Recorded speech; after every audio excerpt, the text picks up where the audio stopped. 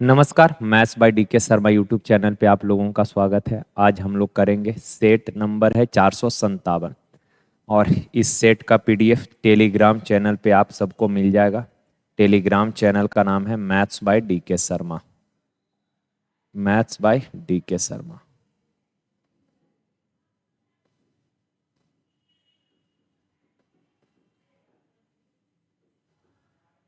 है ना?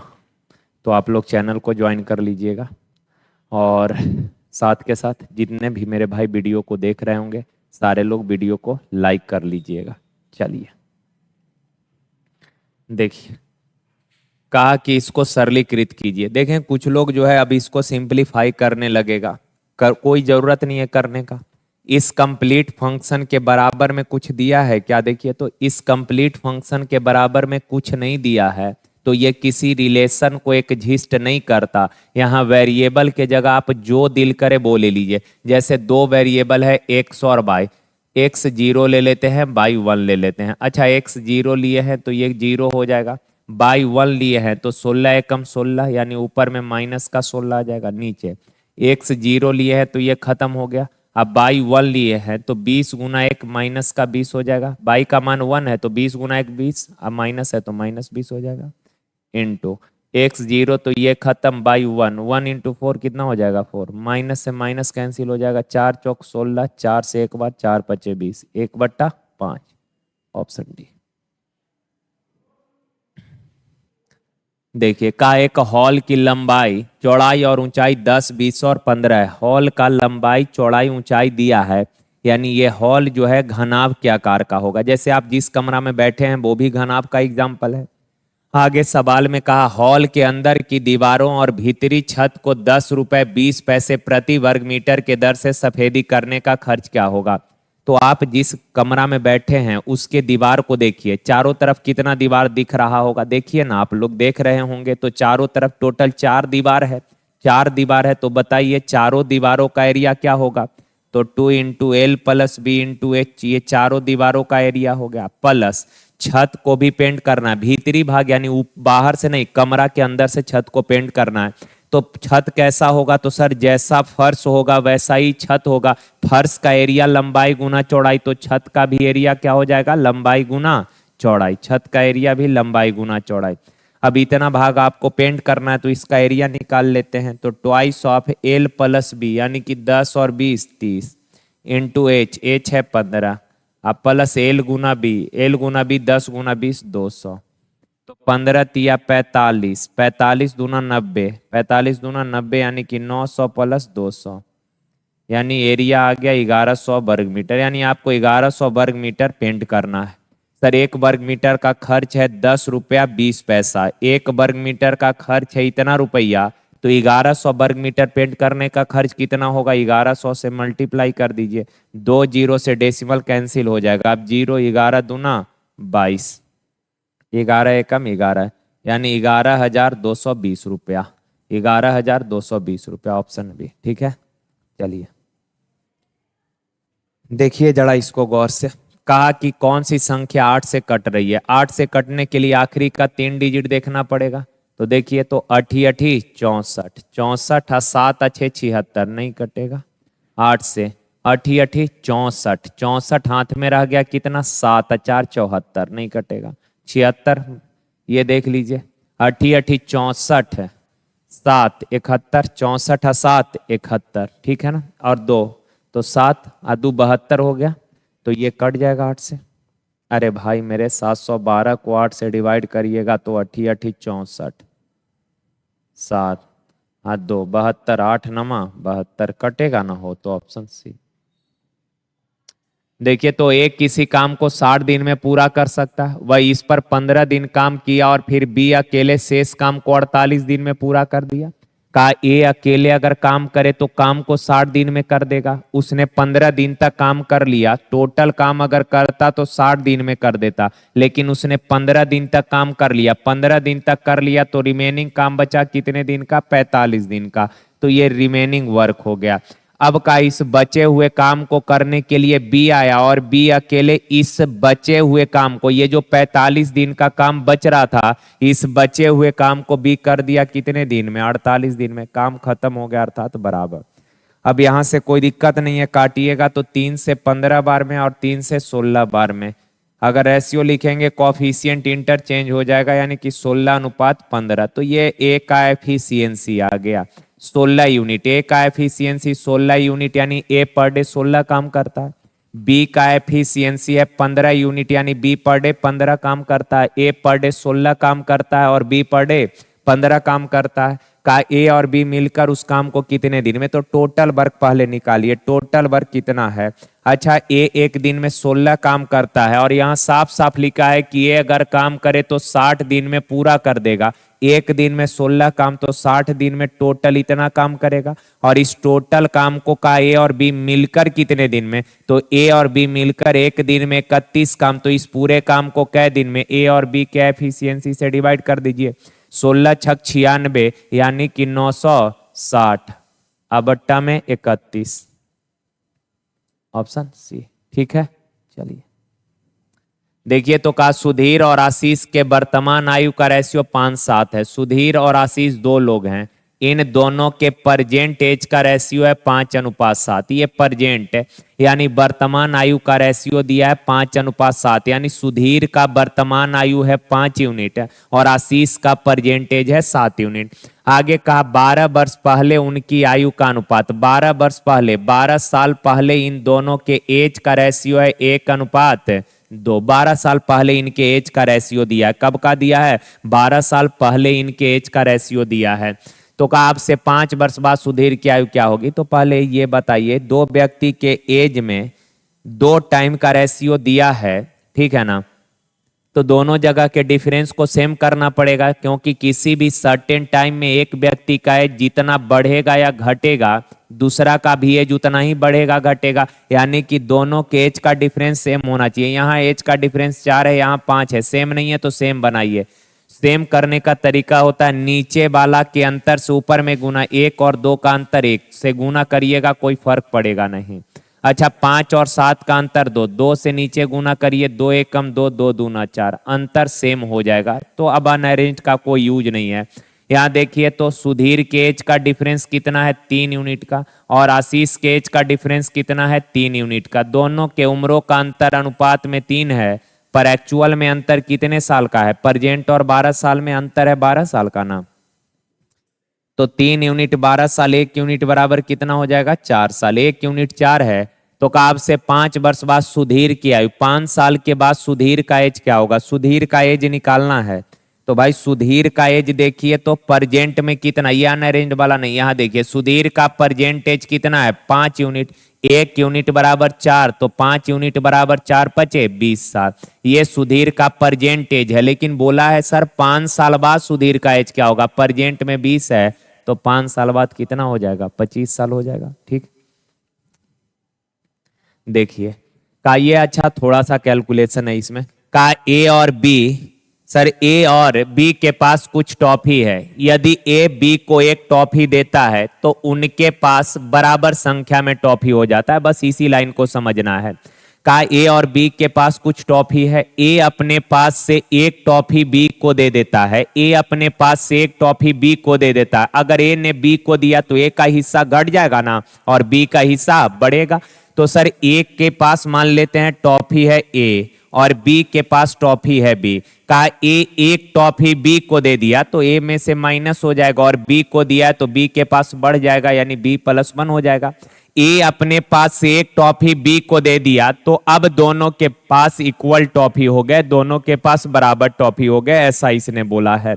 अब यार बी को बाएं साइड लेकर आइएगा तो a माइनस बी बराबर -1 उधर जाके जुड़ जाएगा, कितना हो जाएगा? 2 हो जाएगा। यहां तक किसी भी भाई को दिक्कत नहीं होगा। अब आगे देखिए, आगे का सेकेंड स्टेटमेंट का, बी ए को एक टॉफी देता है तो ए की टॉफी बी से दोगुनी हो जाती है। कहा सर कि बी एक टॉफी ए को दे देता है, तो आप बताना ए के पास था इतना, बी के पास था इतना, इस बार बी एक टॉफी ए को दे दिया तो बी में घट जाएगा और ए में बढ़ जाएगा। का अब जो ए का टॉफी है बी के टॉफी का दोगुना हो गया, बी के टॉफी का दोगुना हो गया, काम खत्म। कहा फिर से एक बार देख लीजिए, कहा बी अपने पास जितने बी के पास टॉफी है उसमें से एक टॉफी ए को दे दिया, बी एक टॉफी ए को दे दिया तो बी में घटेगा ए में जुड़ जाएगा। कहा अब जो ए के पास टॉफी है ये बी का डबल है, बी का डबल हो गया, काम खत्म। अब यहां पर बताइए a + 1 बराबर 2b, अब माइनस का 2 हो जाएगा, वेरिएबल को एक साइड रखिए, 2b बाएं साइड आ जाएगा तो a - 2b बराबर +1 उधर जाके -1 हो जाएगा, -2 -1 माइनस का 3। ये दो इक्वेशन अपने पास बन गया। अब इन दोनों को सॉल्व करिए। देखिए a - b बराबर कितना है 2, इन दोनों इक्वेशन को अगर घटाइएगा मेरे प्यारे भाई तो ये कट ना जाएगा, -2b और +b, -2b + b माइनस का b हो जाएगा और -3 -2 माइनस का 5 हो जाएगा, माइनस से माइनस कैंसिल हो गया यानी कि b बराबर कितना 5। अब जरा मेंटली कैलकुलेशन करिए, a निकालना है तो b का वैल्यू 5 है तो 5 उधर जाके जुड़ जाएगा तो a बराबर कितना 7। a और b का वैल्यू पता कर गए हैं। अब पूछा है सवाल कि बताइए a और b के पास टॉफी की कुल संख्या, a के पास 7 b के पास 5, दोनों को मिलाकर कितना टॉफी हो जाएगा 12 टॉफी हो जाएगा। क्या चंदन ठीक है? कैसे का एक याद कर लिए।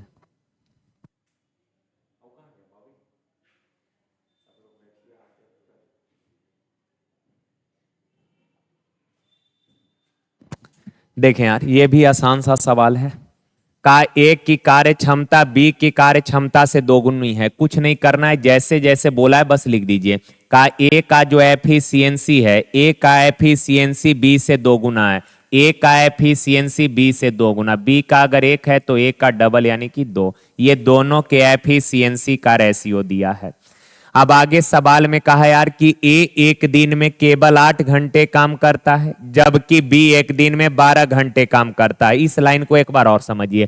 कहा ए एक दिन में 8 घंटे काम करता है और बी पर डे 12 घंटे काम करता है, ठीक है। कहा ए किसी काम को 12 दिन में पूरा कर सकता है तो बी उस काम को कितने दिन में पूरा करेगा। देखें यार ए का एफिशिएंसी तो दिया है, ऐसे अभी फिलहाल हम बोल रहे हैं ए का एफिशिएंसी है ए। कहा ए पर डे 8 घंटा काम करके, ए पर डे 8 घंटा काम करके, MDH पढ़े होइएगा आप लोग, मैन डे आवर वाला कॉन्सेप्ट वही है। ए पर डे 8 घंटा काम करके किसी काम को कर देगा कितने दिन में 12 दिन में। ए 8 घंटा पर डे काम करके किसी काम को कर देगा 12 दिन में, तो यानी बराबर बी जो है पर डे 12 घंटा काम करता है, बी पर डे 12 घंटा काम करके काम को कितने दिनों में करेगा, हमने मान लिया डी दिन में कर देगा। जैसे जैसे बोला लिख दिए। ए पर डे 8 घंटा काम करके किसी काम को 12 दिन में करता है तो यानी बराबर बी पर डे 12 घंटा काम करके काम को कितने दिन में कर देगा, हमने मान लिया डी दिन में कर देगा। हो गया यार। ए का एफिशिएंसी 2 है, 8 × 12 बराबर बी का एफिशिएंसी 1 है इनटू डी, 12 से 12 कट जाएगा, डी बराबर, अब तो कोई कटेगा नहीं, डी बराबर बच गया कितना 16 दिन, ऑप्शन सी, ठीक है। देखिए ये अच्छा सवाल है, बहुत अच्छा सवाल है, ये अभी 2023 CGL प्री का ही ये सवाल है। कहा देखें, का एक इनलेट पाइप एक खाली टैंक को 140 घंटे में भर देगा। एक इनलेट पाइप जो है, इनलेट कहने का मतलब भरने वाला और आउटलेट कहने का मतलब है खाली करने वाला। तो कहा एक इनलेट पाइप जो है, एक इनलेट पाइप टंकी को भर देगा कितने घंटे में 140 घंटे में, और एक आउटलेट पाइप जो है ये टैंक को खाली कर देगा कितने घंटे में 63 घंटे में। एक इनलेट पाइप 140 घंटे में भरेगा और 63 घंटे में खाली कर देगा। तो यार टैंक का कैपेसिटी क्या होगा, इन दोनों का एलसीएम लीजिएगा तो देखें थोड़ा एलसीएम कैसे निकालना है, 140 और 63 का एलसीएम निकालना है। तो बड़ा वाला जो भी नंबर, जब भी एलसीएम निकालना होगा बड़ा वाला को पकड़िएगा और इसको ब्रेक करना है गुणनखंड में। तो ये लिख सकते हैं 7 × 20, 7 × 20 140 हो जाएगा, और 63 का फैक्टर बनाइएगा तो 7 × 63, 7 × 63। अब अगर इन दोनों को आप देखेंगे तो लगेगा सर 7 तो यहां पर है ही, बस कमी है 9 का, यानी 9 से और गुना कर दीजिएगा तो 7 भी है 9 भी है, यानी कि एलसीएम हो जाएगा कितना 7 गुना 20 गुना 9, ये एलसीएम हो जाएगा। तो 140 और 63 का एलसीएम हो गया 7 गुना 20 गुना 9। अब सर ए इनलेट पाइप 140 घंटा में पूरा टंकी भर देगा, तो 1 घंटा में कितना 140 से डिवाइड करेंगे तो 9 बचेगा। और बी 63 घंटा में पूरा टंकी खाली करेगा, 63 घंटा में पूरा खाली करेगा, तो 1 घंटा में कितना 63 से डिवाइड करेंगे तो 20। खाली करने वाला है माइनस से। यहां तक किसी भी भाई को दिक्कत नहीं होगा। मेन है ये एफिशिएंसी निकालना। एफिशिएंसी निकाल लिए कि भरने वाला इनलेट पाइप जो है 1 घंटा में 9 लीटर भर रहा है, आउटलेट पाइप 1 घंटा में 20 लीटर खाली कर रहा है। इनलेट पाइप 1 घंटा में 9 लीटर भर रहा और आउटलेट पाइप 1 घंटा में 20 लीटर खाली कर रहा। आगे कहा यदि 8 इनलेट पाइप और 22 आउटलेट पाइप एक साथ खोला जाता है, 8 गो इनलेट पाइप है यानी भरने वाला 8 नल और खाली करने वाला 22 नल ओपन कर दिए, तो टैंक भर गया है कै घंटे में 105 घंटे में पूरा भर गया। आराम से आसान सवाल। अच्छा सोच कर जरा बताइए, एक पाइप भरने वाला एक पाइप 1 घंटा में कितना भरता है 9 लीटर। भरने वाला एक पाइप 1 घंटा में 9 लीटर और भरने वाला 8 पाइप है, तो 8 पाइप 1 घंटा में क्या लीटर, इतना लीटर। ठीक है, भरने वाला एक पाइप 1 घंटा में इतना लीटर, 1 घंटा में इतना लीटर, तो बताइए 8 पाइप 1 घंटा में कितना, 8 से गुना। खाली करने वाला एक पाइप 1 घंटा में 20 लीटर खाली करेगा और है 22 पाइप, एक पाइप 20 लीटर खाली करेगा, तो 22 पाइप इतना खाली कर देगा। तो सर ये 1 घंटा में इतना भरा, 1 घंटा में इतना खाली करा, तो दोनों साथ में मिलकर 1 घंटा में इतना काम कर दिया है। पर पूरा काम हुआ है क्या घंटा में, 105 घंटा में पूरा हुआ। 105 घंटा में पूरा, तो 1 घंटा में कितना, 105 घंटा में पूरा, तो 1 घंटा में कितना, तो टोटल वर्क है इतना 105 घंटा लगा। 1 घंटा में कितना 105 से डिवाइड करिए, 7 एकम 7 पचे 35, 5 तिया 15, 5 चौक 20, 3 तिया 9, 3 चौक 12 लीटर। यानी कि 1 घंटा में कितना लीटर भरा है 12 लीटर। बस यही हो गया, खत्म यार। -20 बाई उधर जाके प्लस का 20 बाई हो जाएगा। 12 इधर आके 9 8 72 है, 12 इधर आके 72 में से घटेगा 60, 20 से काट दीजिए 3 बार, तो बाई बराबर 3, यानी बाई का वैल्यू आ गया 3। थोड़ा सा यहाँ पे समझना क्या था, बस समझना ये था कि सर 8 इनलेट पाइप ओपन किए, एक इनलेट पाइप 1 घंटा में 9 लीटर, तो 8 इनलेट पाइप 1 घंटा में इतना भरेगा। एक आउटलेट पाइप 1 घंटा में 20 लीटर खाली करेगा, तो 22 आउटलेट पाइप 1 घंटा में इतना खाली करेगा। इतना भरा, इतना खाली किया, तो दोनों जब इकट्ठे चला तो 1 घंटा में कितना भरेगा, 105 घंटा में पूरा भर दिया है, तो 1 घंटा में 12 लीटर, 105 घंटा में पूरा टंकी, 105 घंटा में पूरा, तो 1 घंटा में कितना डिवाइड कर दिए 12 लीटर। इधर भी 1 घंटा का काम था, इधर भी 1 घंटा का ले लिए, काम खत्म। अच्छा सवाल था, 2-3 बार इसको बनाइएगा। देखिए का ये आसान सवाल है। का दो सकेंद्रित वृत्तों की त्रिज्या, सकेंद्रित वृत्त कहने का मतलब हुआ कि दोनों वृत्त का केंद्र जो है, दोनों वृत्त का सेंटर जो है वो सेम है, एक ही सेंटर है। तो का दो सकेंद्रित वृत्त है, जैसे एक वृत्त ये है और एक वृत्त ये है, दोनों का सेंटर सेम है।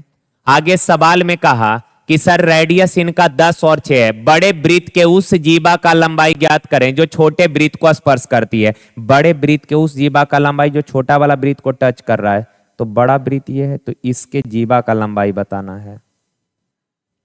जो छोटा वृत्त को क्या कर रहा है, टच कर रहा है, इस जीवा का लंबाई बताना। तो बड़ा वृत्त का ये जीवा है और छोटा वृत्त को ये क्या कर रहा है, टच कर रहा है, स्पर्श कर रहा है। थोड़ा सा फिगर आप लोग अच्छे से बनाइएगा। ये ठीक है। अब आ जाइए, देखिए। अच्छा, केंद्र से स्पर्श बिंदु को मिलाइएगा, तो यहाँ पे 90 डिग्री बनेगा। बनेगा या नहीं बनेगा? आप बोलेंगे सर बनेगा। और ये भी आपको बताए हैं, जैसे केंद्र से अगर स्पर्श बिंदु को मिलाइएगा, केंद्र से स्पर्श बिंदु को मिलाइएगा तो 90 बनेगा। और ये भी दूसरा प्रॉपर्टी आपको पता है कि सर केंद्र से जीवा पर जो लंब डालिएगा, ये लंब जीवा को 2 इक्वल पार्ट में डिवाइड करेगा। करेगा या नहीं? तो बड़ा वृत्त के रिस्पेक्ट में तो ये जीवा है, तो केंद्र से जीवा पर लंब डाले हैं तो लंब जीवा को 2 इक्वल पार्ट में डिवाइड कर देगा। यहां तक बात क्लियर है। अब आप बताइए, केंद्र से छोटा वृत्त के परिधि को मिलाए तो ये छोटा वृत्त का रेडियस है, जो कि दिया है कितना 6। केंद्र से बड़ा वृत्त के परिधि को मिला है, तो ये बड़ा वृत्त का रेडियस है और बड़ा वृत्त का रेडियस दिया है कितना 10, तो 6 10 है, तो ट्रिपलेट आप सबको याद है 6 10, तो ये कितना हो जाएगा 8, और अगर ये 8 है तो ये भी 8 हो जाएगा, तो पूरा जीवा क्या हो गया 8 + 8 है 16। ठीक है, कहा जहांगीर को 1 घंटे में 90 किलोमीटर की दूरी तय करनी थी। 1 घंटा में 90 किलोमीटर, 1 घंटा में 90 किलोमीटर, ये चीज डेटा को माइंड में रखिए कि 1 घंटा में 90 किलोमीटर डिस्टेंस ट्रेवल करना है। कहा पहले 25 मिनट के दौरान उसने 15.2 मीटर पर सेकंड के चाल से यात्रा किया है। तो आप बताइए, पहले तो डिस्टेंस निकाल लेते हैं कि सर 15.2 मीटर पर सेकंड के चाल से चला है, कितने देर तक चला है 25 मिनट तक चला है। अब यहां पे कंसीडर करना पड़ेगा मेरे भाई, आपको यूनिट अलग है, ये यूनिट मीटर पर सेकंड है और ये यूनिट मिनट है, ये मीटर पर सेकंड है सेकंड, और ये मिनट है, मिनट को सेकंड में लाइएगा तो 60 से गुना। अब 0 से पॉइंट कैंसिल हो जाएगा, 25 छक 150 का 0 लिख दिया, हाथ 15 रह गया। अब 15 से गुना करिएगा, 15 दूना 30, हाथ मेरा 3, 15 पचे 75, 75 और 3 78, 78, 15 और 7 22, यानी 22,800 मीटर डिस्टेंस उसने ट्रेवल कर लिया। अब बताइए, कहा कि शेष समय में जहांगीर ने अपने गंतव्य स्थान पर ठीक समय पर पहुंचने के लिए प्रति सेकंड कितना मीटर दूरी तय करेगा, यानी कितना मीटर की दूरी प्रति सेकंड, कितना मीटर की दूरी तय करेगा। तो आप पहले तो ये बताइए, जहांगीर को चलना था 90 किलोमीटर, 90 किलोमीटर कहने का मतलब 90,000 मीटर, 1 किलोमीटर 1000 मीटर, तो 90 किलोमीटर 90,000 मीटर हो जाएगा।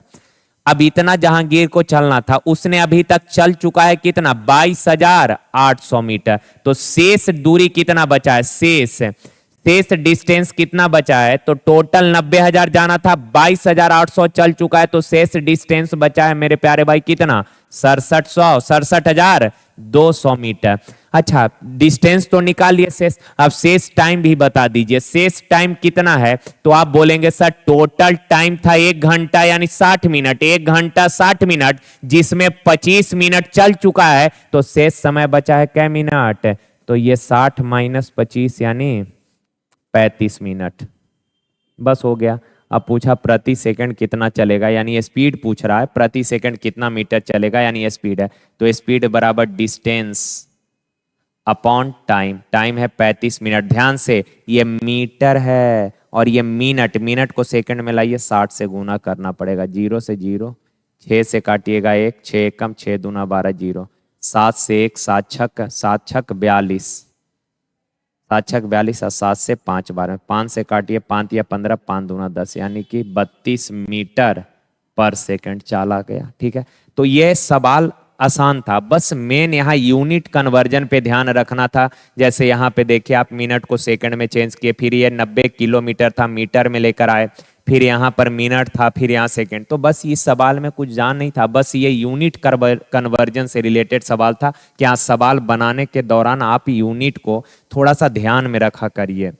ठीक है, देखिए जरा, 32 रुपए प्रति लीटर के कीमत वाले दूध में, कहा एक दूध है जिसका कीमत है 32 रुपए पर लीटर, कहा इसमें किस अनुपात में पानी मिलाया जाए। अच्छा, शुद्ध दूध था और उसमें दूसरा चीज क्या मिला रहे हैं, वाटर मिला रहे हैं, मिल्क है जिसका रेट है 32 रुपए पर लीटर, और इसमें मिला क्या रहे हैं, वाटर मिला रहे हैं। तो देखें यार, वाटर जो मिलाते हैं ना उसका कोई कॉस्ट नहीं होता। जैसे कोई भी आदमी दूध बेच रहा है मान लीजिए, तो उसमें थोड़े ना बिसलरी वाला पानी खरीद कर मिलाएगा, घर में से पानी बाल्टे बाल्टे भरता है और मिला देता है। तो वाटर का कॉस्ट जब भी लेना होना तो ऑलवेज 0 लीजिएगा, मैथ्स में वाटर का कोई कॉस्ट नहीं होता। मिल्क का कॉस्ट है 32, वाटर का कॉस्ट 0, और इनको मिलाकर जो मिक्सचर बनाए उसका कॉस्ट हो गया कितना 28, 32 में से 28 गया 4, 28 में से 0 गया 28, छोटा कर लीजिए, 4 7 28, 4 एकम 4, 7:1। ठीक है, देखिए ये अच्छा सवाल है। साइन 23 डिग्री का वैल्यू दिया है, कितने डिग्री का एंगल पता है, 23 डिग्री का मान पता है, और पूछा है सेक 23 और साइन 67, तो पहला काम तो एंगल सेम कर लीजिए। तो यार साइन चेंज हो जाएगा किस में, कॉस में, 90 में से 67 जाएगा, कितना डिग्री हो गया, 23 डिग्री हो गया यहां तक। ठीक है, अब बताइए साइन क्या होता है, साइन 23 डिग्री दिया है साइन 23 डिग्री का वैल्यू है ए बट्टा बी, साइन 23 ए बट्टा बी, साइन होता है पी बट्टा एच। अमरेश ये फिर से बंद होने लग गया यार, दिखवाइए ना, गड़िया चाबी वहां पे, गाड़ी का चाबी उससे चल जाइए। एच, तो यहां से बी निकाल लीजिए, बी अगर निकालिएगा तो क्या होगा, रूट अंडर कर्ण स्क्वायर यानी कि बी का स्क्वायर माइनस लंब स्क्वायर यानी ए स्क्वायर। तो पी मालूम है, बेस मालूम कर लिए, कर्ण एच मालूम था। अब आप बताइए सेक 23 है, सेक क्या होता है एच बट्टा बी, एच बट्टा बी, एच बट्टा सेक होता क्या है एच बट्टा बी, तो एच है कितना बी और बट्टा बी, बी कितना है root under A square minus sorry root under B square minus A square, और माइनस है तो माइनस। कॉस 23 है, कॉस क्या होता है बी बाई एच यानी कि बी कितना है root under B square minus A square, अब बट्टा एच यानी कि बी। तो यार ये एलसीएम हो जाएगा कितना B into root under B square minus A square, और क्रॉस करिए तो बी गुना बी स्क्वायर, ये क्रॉस करिए तो root under B square minus A square into root under B square minus A square, root से रूट कैंसिल हो जाएगा, बच जाएगा बी स्क्वायर। और ध्यान रखिएगा यहाँ माइनस है तो माइनस इंटू माइनस प्लस हो जाएगा, नहीं तो लोग जल्दीबाजी में माइनस ही लिख देगा। ठीक है, रूट हटाएंगे, ये रूट चूंकि root under B square minus A square into root under B square minus A square, root से रूट कैंसिल हो जाएगा, minus into minus plus A square, ये कट गया तो ऊपर में क्या बच गया ए स्क्वायर, और बट्टा में बच गया B into root under B square minus A square, ऊपर ए स्क्वायर नीचे B into root under B, ये तो होगा नहीं, ये बी तो है नहीं, ये नहीं होगा, ये नहीं होगा, बच गया ये ए स्क्वायर बट्टा B into root under B square minus A square, है ना। तो ऑप्शन नंबर डी ठीक है। अभी बहुत सवाल है वो, कहा दो संख्याओं का एलसीएम तथा एचसीएफ 495 और 5 है, दो नंबर का एलसीएम और एचसीएफ 495 और 5 है, कहा संख्याओं का योग 100 है, संख्या का योग 100 है तो उनका अंतर क्या होगा, यानी दोनों संख्या का डिफरेंस बताना। एक बात बताइए यार, संख्या का एलसीएम मालूम है, एचसीएफ मालूम है, तो आप सबको एक रिलेशन पता होगा कि सर फर्स्ट नंबर गुना सेकंड नंबर बराबर होता है एलसीएम गुना एचसीएफ, एलसीएम गुना एचसीएफ, और दोनों संख्या का योग दिया है 100। करने का बहुत तरीका है पर बेसिक अगर करेंगे तो टाइम ज्यादा लग जाएगा, थोड़ा सा दिमाग लगाना पड़ेगा लेकिन सवाल जल्दी बनेगा। देखिए तो 495 का फैक्टर करिए, तो 495 का फैक्टर करिएगा तो ये 5 गुना 99 हो जाएगा, चूंकि 5 नमा 45, 5 नमा 45 99। अगेन 99 को तोड़िएगा तो 11 नमा 99, 11 नमा 99 यानी 5 गुना 9 गुना 11 आ जाएगा। अब ऐसे दो फैक्टर को कंबाइंड करिए ताकि उनको जोड़ने पर उनको उन दोनों को, जैसे दो दो फैक्टर, चूंकि 4 फैक्टर 1 2 3 4 फैक्टर का कॉम्बिनेशन दो नंबर बनाइए कि उन दोनों का योग कितना हो जाए 100। तो देखिए तो 11 पचे 55, 9 पचे 45, 55 और 45, 11 पचे 55, 9 पचे 45, 55 और 45 दोनों का योग कितना हो जाएगा 100 हो जाएगा। तो संख्या पता कर गए, यानी कि पहला संख्या 55 है और दूसरा संख्या कितना है 45, और दोनों 55 प्लस 45 100 भी हो रहा है, कंडीशन सेटिस्फाई हो गया। तो अब कोई दिक्कत है नहीं, बोला कि संख्याओं का अंतर बताइए, तो 55 और 45 का अंतर कितना हो जाएगा 10 हो जाएगा, ठीक है ना। देखिए कहा यार यदि किसी जीवा को वृत्त के बाहर दोनों सिरों पर फैलाया जाता है तो इसे छेदक कहा जाता है। हाँ भाई कहा जाता है, जैसे ये वृत्त है, अब इस वृत्त के ये जो जीवा है, इस जीवा को दोनों सिरों पर बढ़ा दिए हैं तो ये एक छेदक रेखा कहलाता है। वैसी रेखा जो वृत्त को अंदर से काटते हुए निकल जाए उसको छेदक रेखा कहते हैं। तो ये पहला स्टेटमेंट सही है। सेकंड कहा कि स्पर्श रेखा संपर्क बिंदु पर वृत्त के त्रिज्या के लंबवत होती है। अभी जस्ट पीछे वाला सवाल में ही बताया कि जैसे मान लीजिए ये स्पर्श रेखा है, अब केंद्र से स्पर्श बिंदु को मिलाइएगा तो यहाँ 90 डिग्री बनेगा, केंद्र से स्पर्श बिंदु को मिलाइएगा 90। वही तो कह रहा है कि सब, यानी कि स्पर्श रेखा संपर्क बिंदु पर वृत्त के त्रिज्या के लंबवत होता है। यहाँ ये स्पर्श रेखा जो है रेडियस के क्या है परपेंडिकुलर है, ये भी सही है। तीसरा का एक रेखा जो एक वृत्त के दो अलग अलग बिंदुओं को काटती है, स्पर्श रेखा कहलाती है। सर दो अलग अलग बिंदु पर अगर काट रही है, काटने वाली रेखा छेदक कहलाती है, काटा कूटी करने वाली लाइन छेदक रेखा कहलाएगी, ऐसे छेदते हुए निकल जाएगा, तो ये छेदक होता है, स्पर्श रेखा नहीं कहलाता। ये स्टेटमेंट गलत है। आगे का स्पर्श रेखा वृत्त के केवल एक बिंदु पर स्पर्श करता है। हाँ, ये जैसे स्पर्श रेखा है तो वृत्त को केवल एक बिंदु, किसी एक बिंदु पर टच किया तो यह स्पर्श रेखा है, और अगर अंदर से निकल गया तो छेदक, आप बाहर से छुएगा तो यह स्पर्श रेखा कहलाएगा। छुआ छुई करने वाला को स्पर्श कहते हैं, और ये अंदर से अगर निकल गया तो छेदक। तो कहा ये डी भी सही है, यानी कौन गलत है, तो ऑप्शन सी। ठीक है, देखिए कहा यदि सामान 6,000 रुपए में खरीदा जाता है और पांचवा हिस्सा 20% के हानि पर बेचा गया, और शेष को पूछ रहा है कि शेष को कितने % लाभ पर बेचे ताकि ओवरऑल 30% का लाभ, ओवरऑल कितने का लाभ हो, 30% का लाभ हो। देखें यार, पहले भी कई बार बताए हैं कि क्या हुआ,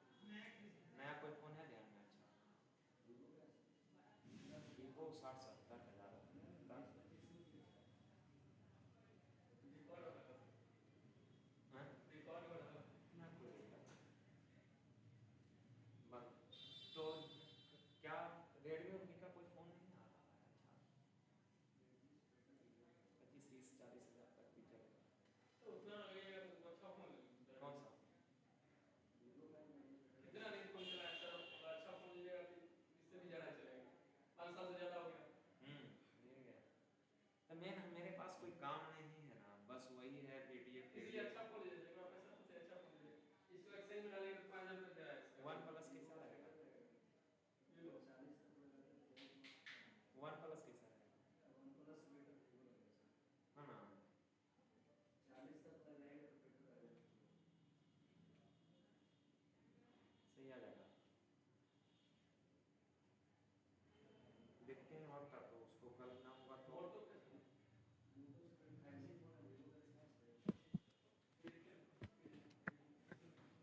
देखिए का यदि समान, अच्छा कई बार पहले भी बताए यार कि जब भी परसेंट में रिजल्ट मांगेगा, परसेंट में रिजल्ट, आप लोग गप करिएगा, कोई दिक्कत नहीं है, आवाज नहीं आएगा, इसमें रिकॉर्ड नहीं होगा, तो आप लोग गप कर आवाज, हाँ नहीं आएगा, इसमें यहाँ तक नहीं आता है। कई बार बताएं कि जब भी परसेंट में रिजल्ट मांगा हो ना, तो इस रियल वैल्यू का कोई यूज नहीं है, डायरेक्ट बनाइए। कहा कि पांचवा हिस्सा 20% के हानि पर बेचा, पांचवा यानी 1/5 भाग 20% के हानि पर बेचा, तो ओनली हानि कितना, 1/5 का 20%, हानि है तो माइनस से। आगे का शेष 1/5 बेच दिए तो शेष बच गया 4/5, और इस शेष भाग को का कितना % लाभ पर बेचे, मान लेते हैं X% लाभ पर बेचा है, लाभ है तो प्लस है, ताकि ओवरऑल जो है कितने % का लाभ हो, 30% का लाभ हो, ओवरऑल कितने % का लाभ हो, 30% का लाभ हो, है ना।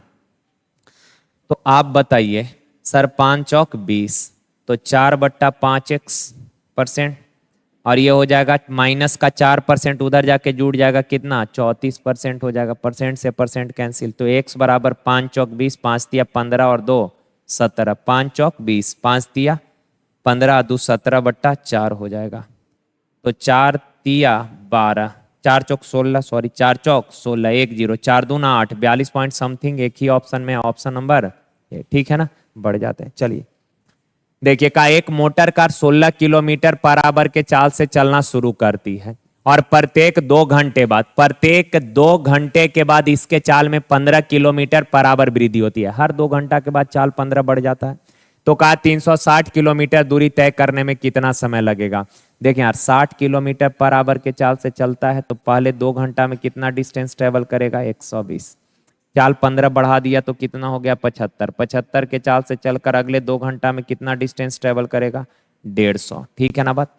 तो 120 और 150 कितना, 270 किलोमीटर डिस्टेंस ट्रेवल कर लिया, तो शेष दूरी बच गया कितना, टोटल डिस्टेंस चलना है 360, 270 तय कर लिया तो शेष बच गया 90 किलोमीटर। अच्छा, इस 90 किलोमीटर दूरी को तय करने के लिए अब आपका स्पीड कितना होगा? तो 60 था पहले, 2 घंटा बाद 15 बढ़कर 75 हो गया। अब इस 2 घंटे बाद 75 से 15 बढ़कर कितना हो जाएगा?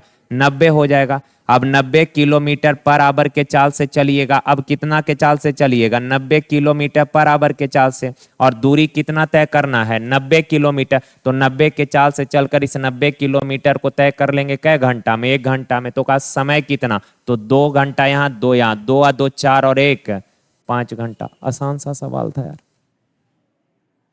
चलिए देखिए, कहा त्रिभुज ए बी सी का केंद्रक जी है, उसकी भुजा ए बी बी सी और सी ए क्रमशः 7 24 25 सेंटीमीटर है। एक ट्रायंगल है, 7 24 25 देखने से लग गया आपको कि सर ये ट्रिपलेट है, और ट्रिपलेट है यानी कि राइट एंगल ट्रायंगल का साइड दिया है। तो ये है बी और ये है सी। ए बी बराबर 7, बी सी कितना है? 24 और ए सी कितना है? 25। का जी केंद्रक है तो बीजी का मान बताइए। सुनिए ना, ये केंद्रक है, ये क्या है? केंद्रक है, तो बीजी का मान बताना है। तो आप जरा इतना बस बता दीजिए हमको, ये जो बीजी होगा ना, ये जी जो है ये केंद्रक है। केंद्रक कहने का मतलब क्या है? ये तीनों मीडियन का ये कटान बिंदु जी है। और तीनों मीडियन का कटान बिंदु अगर है तो ये अगर बीजी को थोड़ा आगे की ओर बढ़ा दीजिएगा तो क्या ये माध्यिका हो जाएगा? ये माध्यिका हो जाएगा। ये क्या हो जाएगा? माध्यिका हो जाएगा।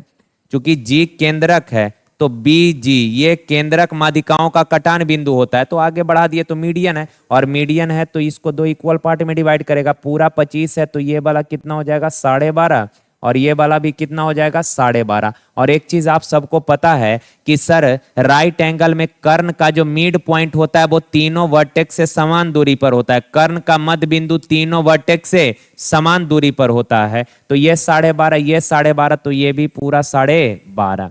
और जी केंद्रक अगर है तो केंद्रक प्रत्येक मीडियन को किस रेशियो में डिवाइड करेगा? 2:1 में डिवाइड करेगा। हो गया। टोटल लंबाई कितना है? 12.5। अनुपात में टोटल 2 और 1 3। पूछा बीजी का मान, बीजी यानी कि 2 यूनिट का वैल्यू। अच्छा, 12.5 गुना 2 25, 25/3, 8 सही 1/3, 8 सही 1/3, ऑप्शन बी हो जाएगा। चलिए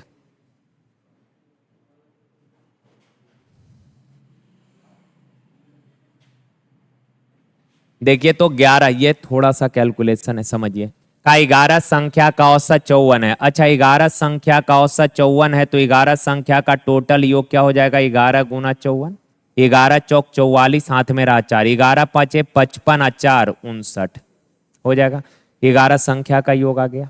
आगे कहा कि पहली 4 का औसत जो है 48 है। अच्छा, पहली 4 संख्या का औसत 48 है तो योग 4 गुना 48, 4 8 32, साथ में रहा 3, 4 चौक 16, 3 92, 192 हो गया। पहली 4 का औसत 48 है तो योग हो जाएगा 192। आगे का अगली 4 का औसत पहले 4 के तुलना में 25% अधिक है। अगला 4 का औसत जो है पहले 4 के औसत से 25% ज्यादा। अच्छा, पहले 4 का औसत 48 है तो 48 का 25%, 25% का फ्रैक्शन 1/4, तो 48 का 1/4, 48 का 1/4 12। और कहा कि पहले 4 के औसत से 25% यानी कि 12 ज्यादा है, तो 48 था, इससे 12 ज्यादा कितना होगा? 60 होगा। तो 4 संख्या का औसत 60 है तो योग कितना हो जाएगा? 240 हो जाएगा। कोई दिक्कत नहीं। तो ये 4 + 4 कै संख्या हो गया? 8 संख्या। इनका योग कितना है? 192 और 242, 9 4 13, 3 और 1 4, 432। कोई दिक्कत नहीं किसी भी भाई को।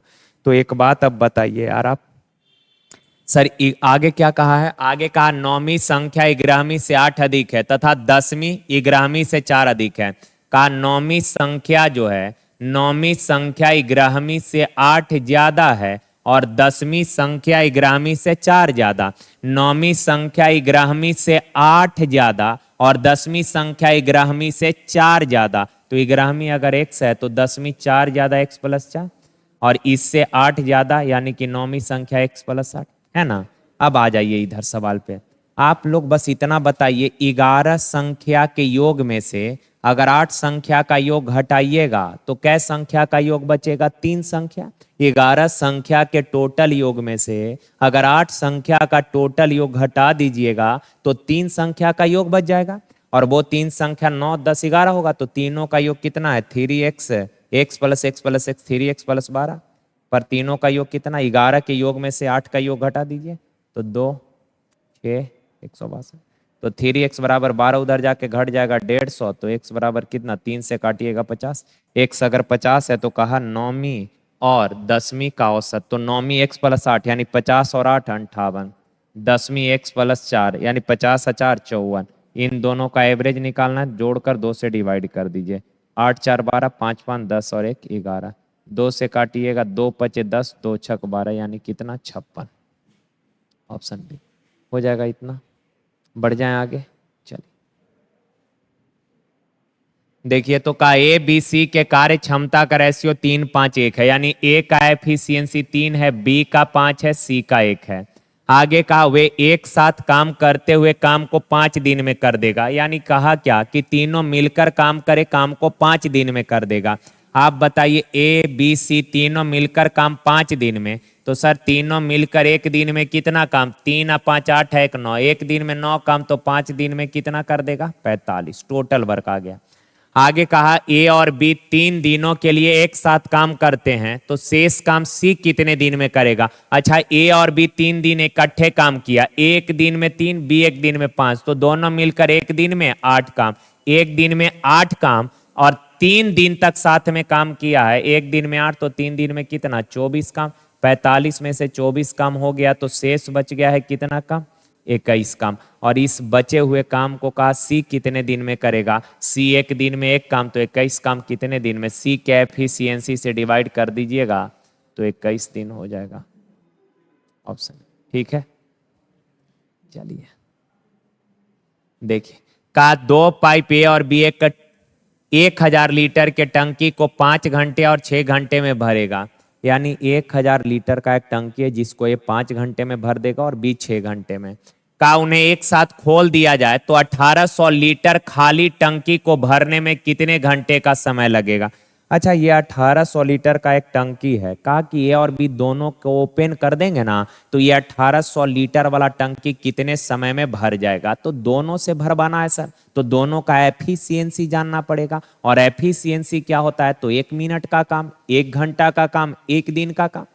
आ जाइए कहा ए 1000 लीटर भर देगा 5 घंटे में, तो ए 1 घंटे में कितना भरेगा, ए 1 घंटे में कितना 1000 बट्टा 5, और ये आपको मेंटली करना है, हम समझाने के लिए लिख रहे हैं ये सब, आप डायरेक्ट करिएगा, 5 से काट दीजिएगा 200 लीटर, 1 घंटा में 200। अच्छा बी 1000 लीटर 6 घंटा में, तो 1 घंटा में कितना 1000 बट्टा 6, यानी 2 से काटिए ऊपर नीचे तो 500 बट्टा 3, ठीक है। अब बताना कि दोनों मिलकर अगर एक साथ चले तो 1 घंटा में कितने, दोनों इकट्ठे चले तो 1 घंटा में कितना भरेगा, तो इनको ऐड कर दीजिएगा 200 प्लस, जैसे 200 प्लस 500 बट्टा 3 करिएगा ना तो 1100 बट्टा आ जाएगा, क्योंकि 2 से 200 गुना 3 600 प्लस 500 1100 बट्टा 3। ये दोनों का एफिशिएंसी आ गया कि सर दोनों मिलकर अगर एक साथ चले तो 1 घंटा में 1100 बट्टा 3 लीटर भरेगा, दोनों मिलकर एक साथ चले तो 1 घंटा में इतना लीटर भरेगा, तो दोनों का एफिशिएंसी आ गया। का दोनों मिलकर 1800 लीटर कै घंटा में, या कै घंटा है ना, हाँ कितना आवर में, तो दोनों के एफिशिएंसी से डिवाइड कर दीजिए, 2 0 से 2 0, 3 ऊपर चला जाएगा तो 18 तिया 54 बट्टा 11, 54 बट्टा 11, ऑप्शन बी ठीक है बात। चलिए देखिए तो ये आसान सा सवाल है। का 2 मित्र अनुज और मैथ्यू की मासिक आय का अनुपात 5:7 है, अनुज है और मैथ्यू है, का इनके इनकम का रेशियो है 5:7, और उनमें से का प्रत्येक ने 10,000 की बचत करता है यदि उनके व्यय एक्सपेंडिचर का रेशियो है 2:3, एक्सपेंडिचर का रेशियो 2:3 है, और प्रत्येक कितना सेविंग करता है, ए भी 10,000 बचाता है और बी भी 10,000 बचाता है। देखिए सॉल्व कर लेते हैं यार, देखिए तो यहाँ क्रॉस प्रोडक्ट से बेसिक बनाने का जरूरत नहीं, क्रॉस वाला कॉन्सेप्ट से लगाइए, 3 पचे 15, 3 पचे 15, 2 सते 14, 15 और 14 का अंतर क्या यूनिट हो गया, 1 यूनिट। अब यहाँ 3 गुना 10,000 30,000, और 2 गुना 10,000 20,000, तो ये 30,000 ये 20,000 का अंतर क्या हजार का है, 10,000 का, यानी 1 यूनिट बराबर 10,000, 1 यूनिट बराबर 10,000। तो कहा कि बताइए अनुज की इनकम, तो अनुज का इनकम है 5 यूनिट, 1 यूनिट 10,000, तो 5 यूनिट बराबर 50,000 हो जाएगा। कितना आसान सवाल। देखिए का दो संख्या जब 17 से विभाजित की जाती है तो शेष 13 और 11 बचता है। दो नंबर को जब दो अलग अलग कोई नंबर होगा जिसको 17 से डिवाइड कर रहे हैं तो एक बार शेष बच रहा है 13 और एक बार 11। का यदि उन संख्याओं के योग को 17 से डिवाइड किया जाए, संख्या के योग को भाग देना है, तो आपको पता है कि जो ऑपरेशन नंबर के साथ करने को बोलेगा वही ऑपरेशन उसके रिमाइंडर के साथ करेंगे, या जो चेंज नंबर के साथ बोले वही चेंज शेषफल के साथ करेंगे। का दोनों संख्या के योग को 17 से भाग देना है तो उनके शेषफल के योग को भाग दे दीजिए। 13 + 11 कितना हो गया? 24 को 17 से डिवाइड कर देंगे तो रिमाइंडर क्या बच जाएगा? 7। ऑप्शन सी ठीक है। चलिए ये देखिए इसमें थोड़ा सा एरर है, ये 6200 नहीं है, ये 7200 है। ठीक है, पहला सेट में ऐसा सवाल करा चुके हैं। देखिए कहा राज्य है, ये राज्य का डेटा दिया है और ये गरीबी रेखा से नीचे की जनसंख्या का प्रतिशत। जैसे शहर ए में गरीबी रेखा से नीचे कितने % लोग हैं? 10%। टोटल जितना भी आबादी है ना उनमें से कहा कि शहर ए में 10%, शहर ए का जो 10% आबादी है वो गरीबी रेखा से भी नीचे है। शहर बी में जितने भी लोग हैं उनमें से 25% लोग ऐसा है जो बेचारा गरीबी रेखा से नीचे है, बाकी 75% तो अपना पैसा उसा वाला होगा। बाकी शहर सी जो है इसमें 28% लोग गरीबी रेखा से नीचे है और डी में 38% लोग गरीबी रेखा से नीचे हैं। गरीबी रेखा से नीचे पुरुष और महिला के संख्या का रेशियो है और गरीबी रेखा से ऊपर वाले पुरुष और महिला के संख्या का ये रेशियो दिया है। अब सवाल पूछ रहा है कि राज्य बी की कुल जनसंख्या 72,000 है, तो उस राज्य में गरीबी रेखा से नीचे की महिलाओं की संख्या। अच्छा, राज्य बी का कुल जनसंख्या 7200 है, ठीक है, और राज्य बी में कितने % लोग गरीबी रेखा से? राज्य बी में टोटल जितने लोग हैं ना, राज्य बी में टोटल जितने लोग हैं इनमें से 25% जो लोग हैं वो गरीबी रेखा से नीचे है। तो 7200 का 25% निकाल दीजिए। 2 0 से 2 0, 25 दूना 50, हाथ में रहा 5, 25 सते 175, 175, 175 और 5 180। यानी कि शहर बी में टोटल 7200 लोग थे, उनमें से 25% यानी 1800 लोग गरीबी रेखा से नीचे हैं। और बी में गरीबी रेखा से नीचे वाले पुरुष और महिला का रेशियो क्या है? 5 अनुपात, सॉरी मेल लिखने का जरूरत नहीं, 3 अनुपात 5, 5 या 3 8, 5 या 3 8। महिला का संख्या टोटल 1800 है, पर अनुपात में टोटल मेल और फीमेल को मिलाकर कितना है? 8 यूनिट। अब पूछा महिला का संख्या यानी 5 यूनिट का वैल्यू, तो 8 से काट दिएगा, 8 दूना 16, 2 0, 8 दूना 16, 8 पचे 40, तो 5 पचे 25, 5 दूना 10 और 2 12, 5 दूना 10 और 1 1125। ऑप्शन नंबर डी हो जाएगा। चलिए देखिए तो का दो संख्या का लघुत्तम समावर्त और महत्तम, दो संख्या सपोज 100 और 22 है, का इनका LCM 12 और HCF 2 है, तो इन संख्याओं का मध्यानुपात क्या होगा? अच्छा, दो नंबर 100 और 22 है तो मध्यानुपात क्या हो जाएगा? √x/, यानी x गुना बाई निकालना पड़ेगा। कितना आसान है। दो संख्या 100 और 22, इनका LCM 12 HCF 2 है, तो रिलेशन क्या होता है? फर्स्ट नंबर गुना सेकेंड नंबर बराबर LCM गुना HCF, यानी x/, बराबर 12 दूना 24, तो डायरेक्ट यहाँ पे x/, का मान रख दीजिए 24। अब ये 4 छक 4 का वर्गमूल 2 और ये 6 हो गया, तो ये 2√6, ऑप्शन ए ठीक है। चलिए देखिए का एक व्यापारी अपने सामान पर उसके क्रय मूल्य से 20% अधिक अंकित करता है। क्रय मूल्य अगर 100 है तो मार्क किया है कितना? 20% ज्यादा यानी 120। आगे कहा वह अपने ग्राहक को अंकित मूल्य पर 20% छूट भी देता है। अच्छा, 120 का चीज था, बेचा तो 20% छूट दिया यानी कि 80% में बेच दिया, तो 80% 2 0 से 2 0 12 8 96 में बेच दिया। तो कहा कितने % का लाभ या हानि होगा? अच्छा, खरीदा था कितना में? 100 में, बेच कितना में दिया? 96 में, तो 4% का क्या हो जाएगा? लॉस हो जाएगा 4% का। ऑप्शन नंबर बी ठीक है बात। चलिए देखिए का साधारण ब्याज पर निवेश की गई कोई राशि 2 वर्ष 6 महीना। अच्छा, 2 वर्ष 6 महीना मतलब समझ रहे हैं, 6 2 मंथ को ईयर में लाइएगा तो 12 से डिवाइड, 6/12 यानी 1/2, यानी 2 दूना 4 और 1 5/2 ईयर, ये टाइम हो गया। का कोई धनराशि स्वयं का 17/10 हो जाती है, जैसे आपके पास है 10 रुपया, वो हो गया 15 रुपया, हो गया 15, तो वो 15 अमाउंट कहलाएगा मेरे भाई। तो कहा कि 2 वर्ष 6 महीना में खुद का 17/10 गुना हो गई, खुद का यानी खुद, खुद यानी प्रिंसिपल है 10, हो गई यानी अमाउंट है 17। तो आप बताइए ब्याज कितने का मिलेगा भाई, ब्याज कितने का, 7 का ब्याज मिलेगा। और आप सबको पता है ब्याज बराबर क्या होता है, PRT। टाइम कितना है, 5/2, अब बट्टा में 100, है ना। 0 से 0 कट गया, ठीक है, या ऐसे नहीं काटेंगे, 2 से काट दीजिए 5 बार में, 5 5 25 चौक 100। तो रेट बराबर क्रॉस करिएगा, 4 7 28 हो जाएगा। हाँ चलिए देखिए तो, का एक बेईमान दुकानदार बाजरे को 20 रुपए पर केजी के भाव से बेचा, जिसे उसने 16 के भाव से खरीदा था। अच्छा, खरीदा था 16 में और बेचा है कितना में, 20 में। तो ये क्रैमुल विक्रैमुल का रेशियो आ गया। ये बेईमान जो व्यापारी होगा या डिसऑनेस्ट सेलर बोलिए, तो इसमें सक्सेसिव आप लगा सकते हैं, क्योंकि सक्सेसिव घटना का ही केस होता है, तो रेशियो से कर लेते हैं। कहा कि जो चीज 16 में खरीदा था ना, उसको 20 रुपया में बेच दिया, खरीदा है 16 में और बेच दिया 20 में, तो ये उसके क्रैमुल और विक्रैमुल का रेशियो आ गया। आगे कहा वह 1000 ग्राम के बदले 800 ग्राम दे रहा है। इस बात का मतलब समझना पड़ेगा गहराई से मेरे भाई, गहराई से नहीं, उतना भी बड़ा बात नहीं है, आराम से समझ लीजिए। जैसे मान लीजिए आप मेरे पास आए, आपने बोला कि सर 1000 ग्राम बाजरा दे दीजिए, 1000 ग्राम चीनी दे दीजिए। हमने बोला कि भैया लीजिए, आपका तौल के दे दिए 1000 ग्राम चीनी, तो आप पैसा कितना का दीजिएगा, 1000 ग्राम का ना। तो हमने 800 ग्राम सामान दिया, लेकिन पैसा ले लिया कितने ग्राम का, 1000 ग्राम का। सामान दिए 800 ग्राम और आपसे पैसा ले लिया कितने ग्राम का, 1000 ग्राम का। नहीं समझ पा रहे हैं।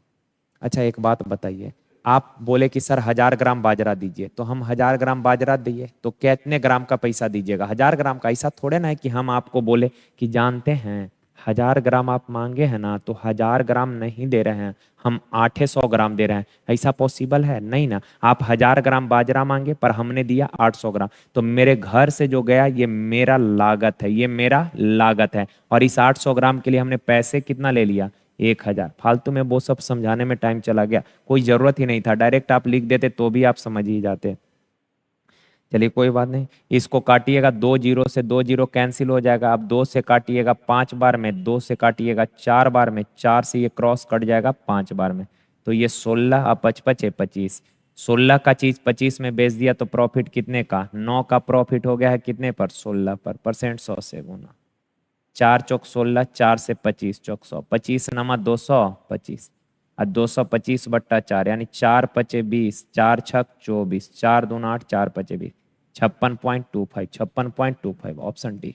ठीक है, आसान सा सवाल था, कर लेंगे। चलिए देखिए, कहा 2 उम्मीदवार के बीच हुए चुनाव में मतदाता सूची के 10% मतदाताओं ने अपना मत नहीं डाला। टोटल मान लेते हैं 100 लोग हैं, टोटल 100 वोटर हैं, 10% लोगों ने वोट नहीं किया, तो वोटिंग हुआ है कितना, 90। आगे कहा कि सर डाले गए मतों में से 10% अवैध है, इनवैलिड तो वैलिड। सर आप बताइए, 10% इनवैलिड है तो 90 का 10% 9, 90 का 10% 9, 9 वोट अवैध है तो वैध होगा कै वोट, 81 वोट। 90 में से 9 को खराब है तो वैध होगा कै वोट, 81।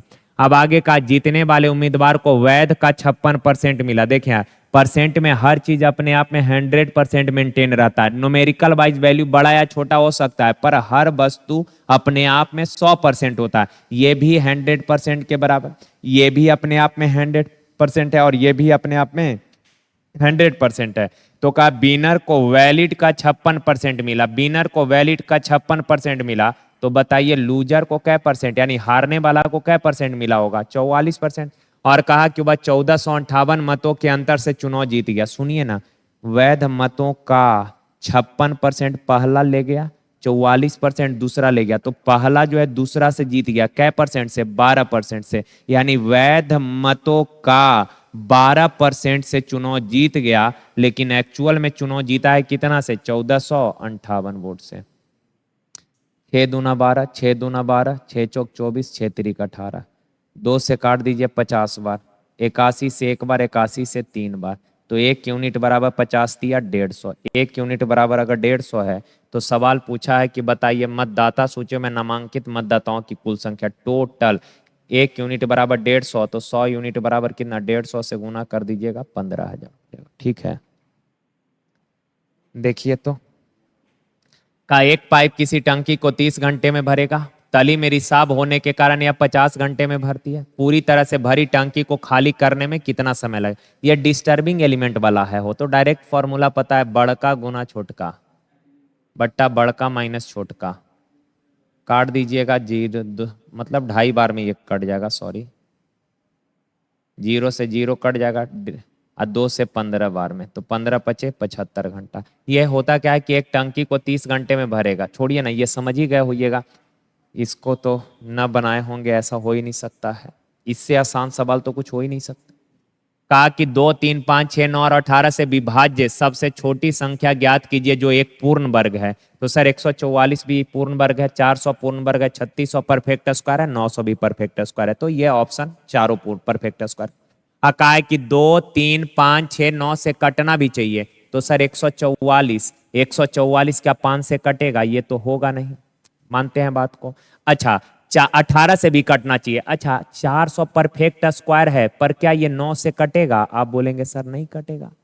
आप बताना 3600 परफेक्ट स्क्वायर है, 2 से कटेगा, यस। 3 से कटेगा, यस। 5 से भी कटेगा, 6 से भी कटेगा, 9 से भी कटेगा, 18 से भी कटेगा। 900 देखिए 2 से कटेगा, यस। 3 से, 5 से, यस। 6 से, यस। 9 से, 18 से भी कटेगा। तो सर दोनों कटेगा, लेकिन बोला क्या है, सबसे छोटी संख्या, तो इन दोनों में छोटा कौन है, 900। क्लियर बात। तो चले यार, आज के लिए यहीं तक मेरे प्यारे भाई। थैंक यू यार, धन्यवाद, थैंक यू।